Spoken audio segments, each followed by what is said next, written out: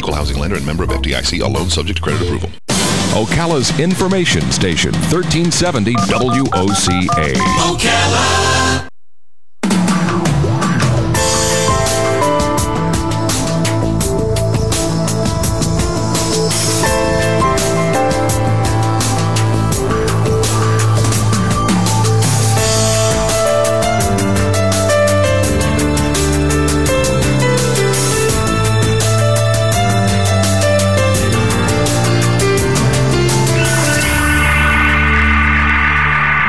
All right, 23 minutes before 11 o'clock. Thank you for tuning in this Thursday morning. Every once in a while, I'll become like philosophical, you know. Sometimes it's not normal for me, but I become philosophical every once in a while. and when you look at life, you say, okay, like you see somebody, we were talking about this just earlier. We were talking about the person who seems to have everything, right? And you say, guys, they don't have any worries, you know, but they do. If you look at their life, if you read a biography of anybody.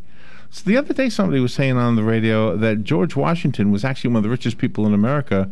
Well, we don't think of him that way. No. Back in his day. Not at all. So anyway, and of course, it's not all about money. But sometimes I think that the trials and tribulations we go through in life, the challenges that we have to face, whether it's physical, financial, or anything else, it's all part of us eventually becoming like perfect. And I don't know if we'll ever become perfect, but I guess as close to perfect as we can be, right?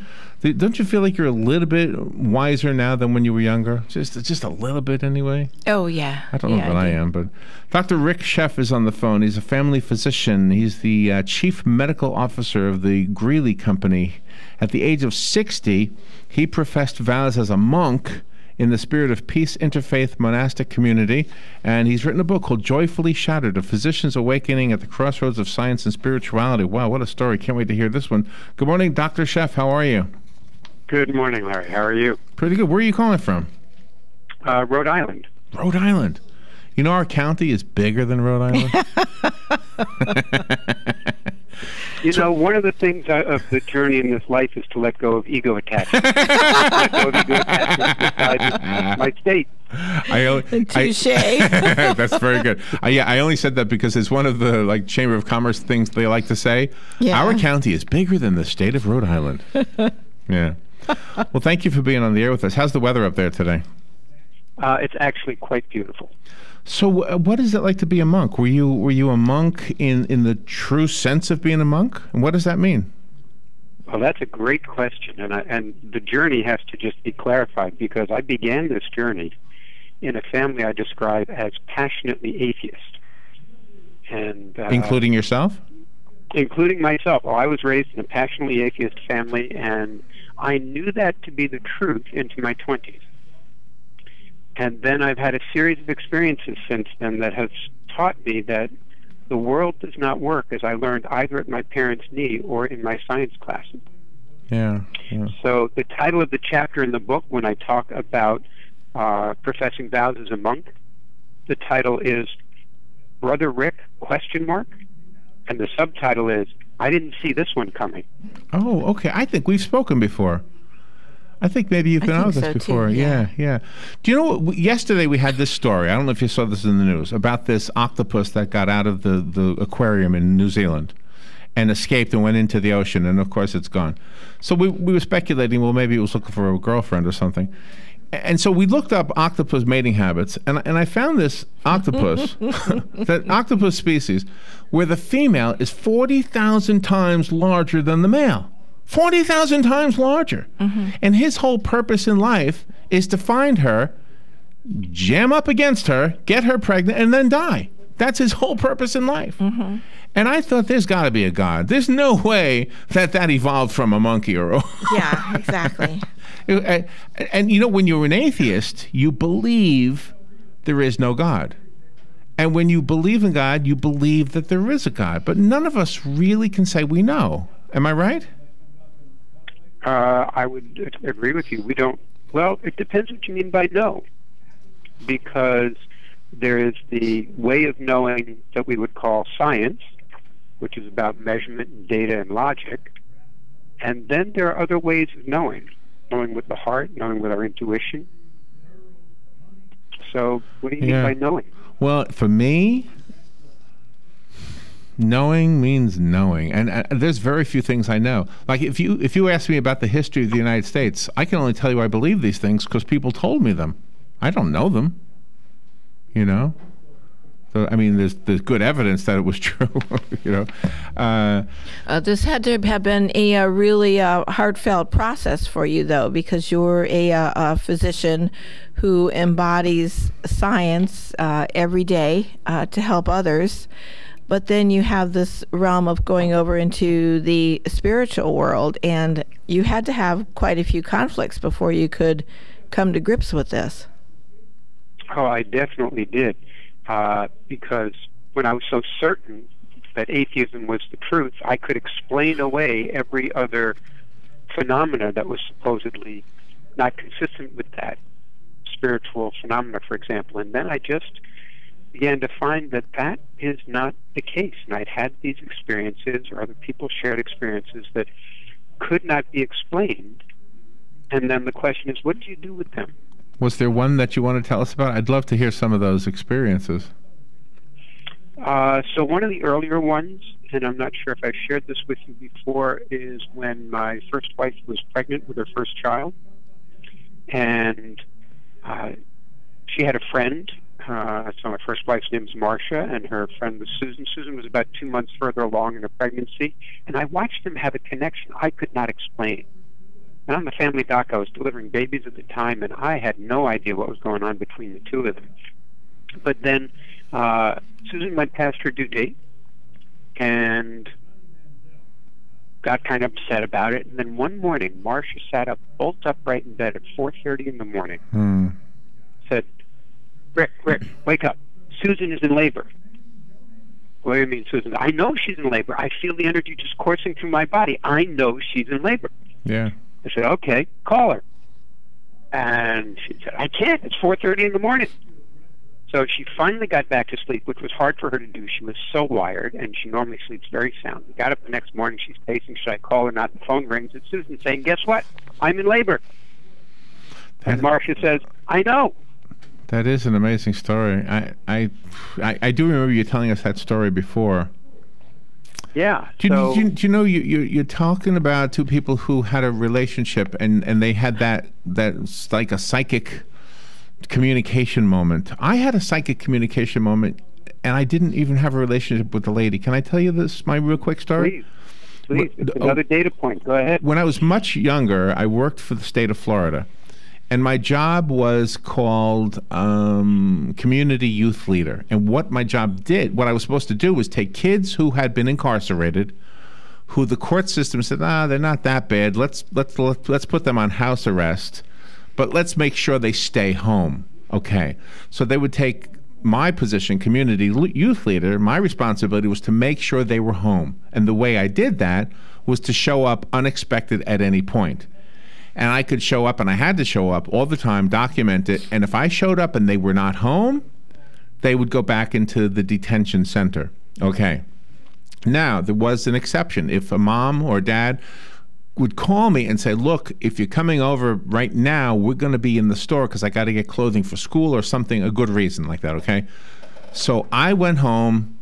I lay down on the couch. I was ready to fall asleep, and I was half asleep. And in that state, I saw a lady, the mother of one of the clients, one of the kids.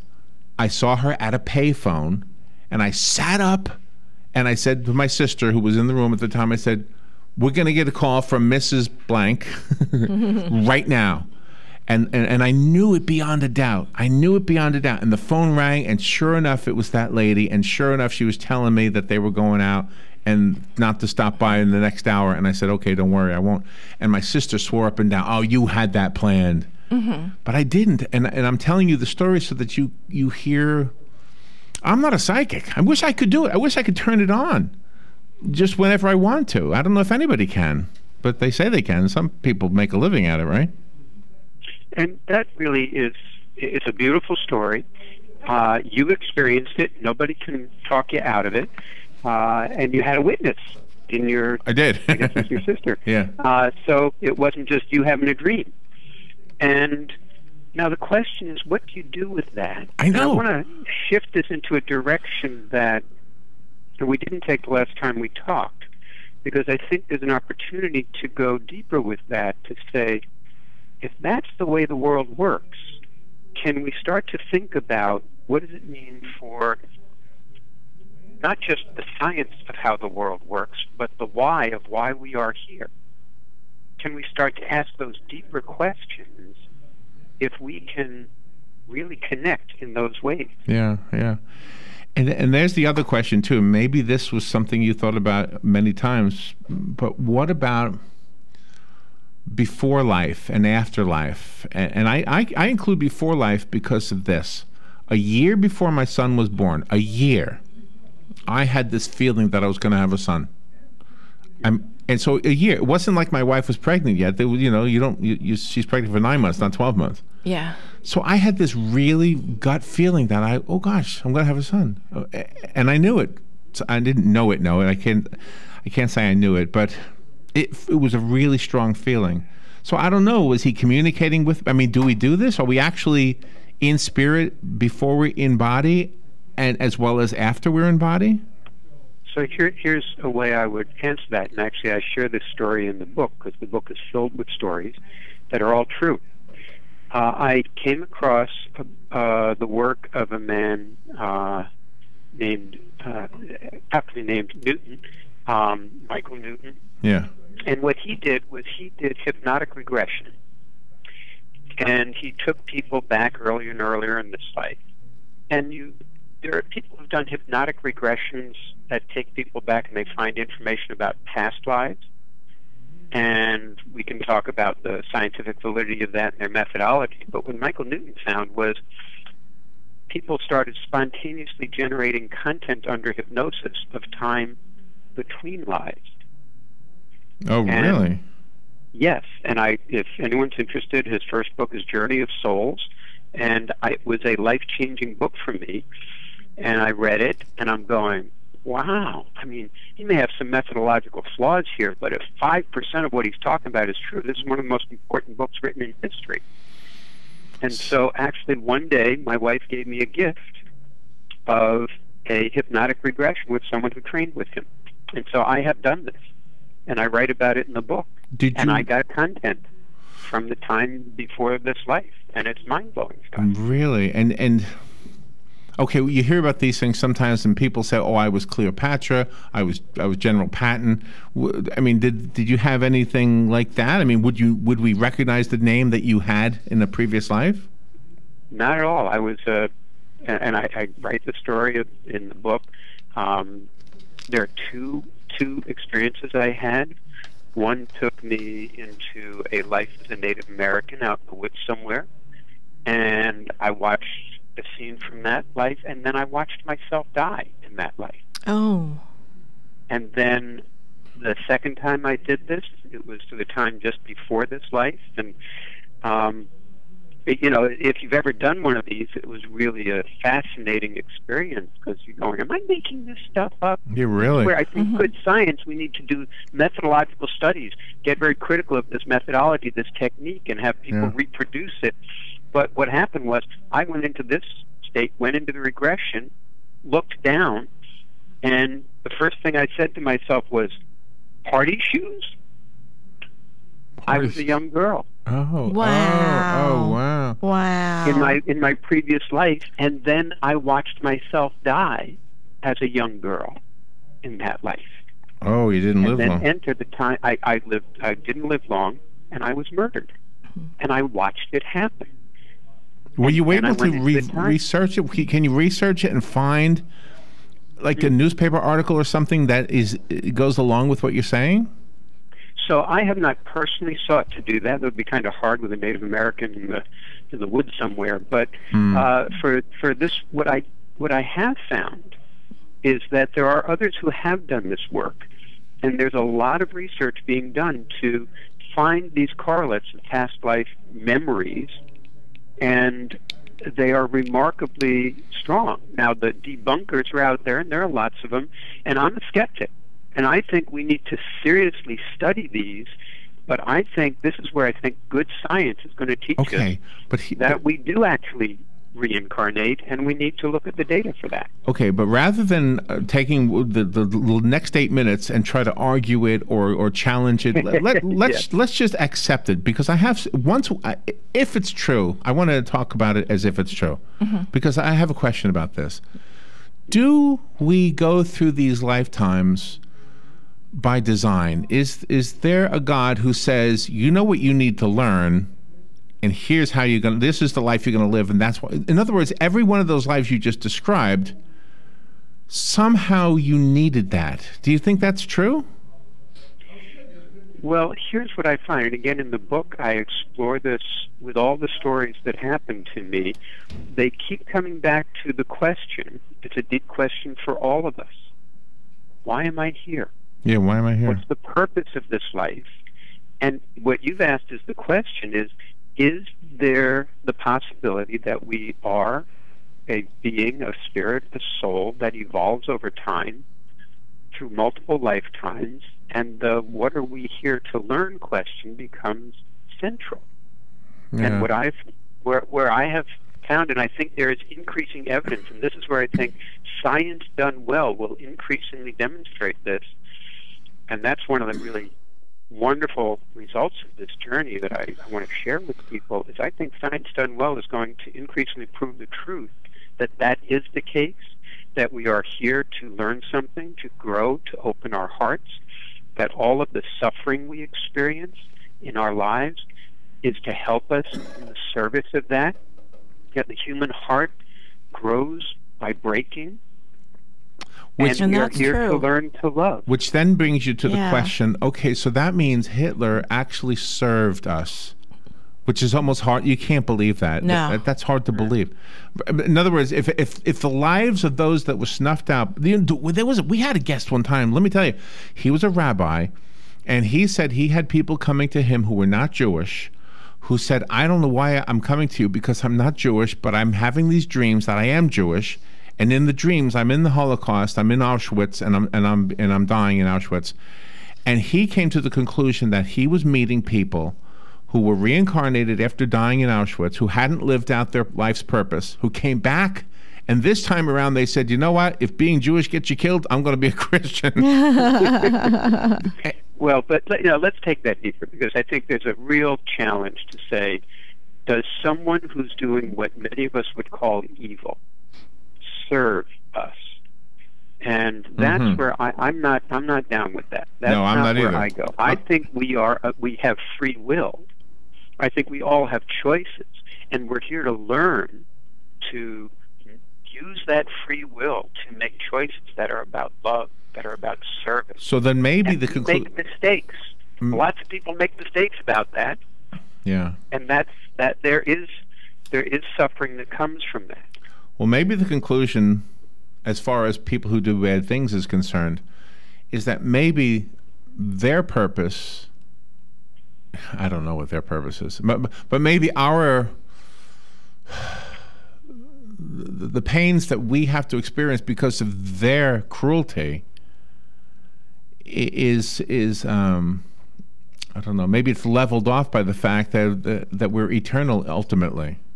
I don't know. And yeah, these are some very deep questions. There are no easy answers to them for your listeners. I think it's important to bring it home to them and their personal experiences of when something bad happens to them. And as a physician, I've given lots of bad news to people and sit with them while they ask, why is this happening to me or my loved one? What meaning can I find in this? When a relationship or marriage breaks up, when a child is sick or worse yet dies, we are left to go deep inside ourselves and ask, what is there here for me? How do I make meaning of this? How do I live with this? And most importantly, is there a way to turn this into an opening of the heart, not a closing of the heart? And we've seen unbelievably courageous children face cancer, and their parents' hearts are breaking but growing.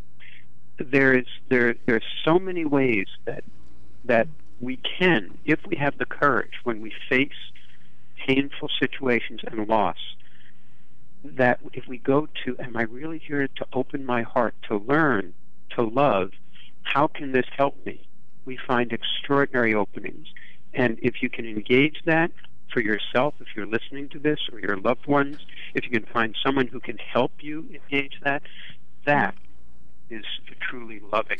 And that statement that you just made brings peace. If you think about that and you embrace that, then it brings peace. In the same way that the lessons of Jesus was really simple. It was to have faith. Mm-hmm. Have faith. Or what's the one thing that they always say? The Lord is my shepherd, so I shall not want. I shall not want. I shouldn't want. I shouldn't want anything because He's going to take care of me no matter what. So we're getting to very deep questions, and these actually are all explored in the book, in the stories as I engage this. So I've written the book, and I think I might have shared this with your listeners before, to really, people read the book or listen to the book. It's now available in audiobook, and they hear the stories, they laugh with the stories, they cry with the stories, but mostly they come away inspired by the stories, inspired for their own journey to go to those deep places inside them, because that's what I'm finding. We all have this yearning to answer these questions, and my hope is the book helps people who read it it's like leaving breadcrumbs on my path for them to follow their own path. Yeah. And you open up dialogue between different people to talk about and this. Different religious traditions, different approaches, science and spirituality. My goal is we're all really connected. And how can we do this together? Well, one of the astronauts said that he was up in space and he looked down at the Earth and he said, "You know what? We're all one." And that's exactly right. I can't remember which astronaut it was. The book is called Joyfully Shattered. Is your name, your website, ricksheff.com? So it's ricksheffmd.com, RickSheffMD.com, no C. I told my wife when we got married, you're going to spend the rest of your life saying that's Sheff, S-H-E-F-F, no C. Exactly well, you would know. You lived with it your whole life, right? You got it. So it's available there. There's free downloads. There's a blog. I'm actually doing a series of blog entries on spirituality and terrorism. How do we make meaning of that if we're serious about a spiritual path? Yeah. And there are free downloads, and it's also available on Amazon and Barnes & Noble. Rick, thank you for being on with us. We are at the bottom of we're at the end of the hour, so we have to wrap it up. I loved this conversation. Thank you so much for being on the air with us today. We'll put this interview as a video up on YouTube and Facebook. Thank you, Doctor. We will be right back. This is WOCA Ocala. Fox News Radio, I'm Carmen Roberts. The U.S. is more than unhappy. Russian fighter jets flew within arm's length of a Navy destroyer, but Russia says it did nothing wrong. Major General Igor Konashenkov saying when the pilot